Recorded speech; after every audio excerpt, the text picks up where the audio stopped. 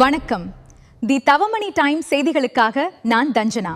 அண்மை செய்திகளை பார்ப்போம் வாருங்கள். காச நோயால் பாதிக்கப்பட்ட நோயாளிகளுக்கு ஊட்டச்சத்து பெட்டகம் வழங்கல்.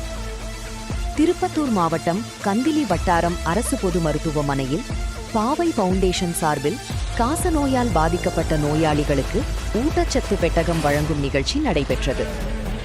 மாவட்ட காசநோய் துணை இயக்குனர் மருத்துவர் அவர்களின் அறிவுறுத்தலின்படி கந்திலி வட்டார அரசு பொது மருத்துவமனையில் வட்டார மருத்துவ அலுவலர் புகழேந்தி முன்னிலையில் 30க்கும் மேற்பட்ட காச நோயாளிகளுக்கு ஊட்டச்சத்து பெட்டகங்கள் வழங்கப்பட்டு நோய் குறித்த விழிப்புணர்வும் ஏற்படுத்தப்பட்டது.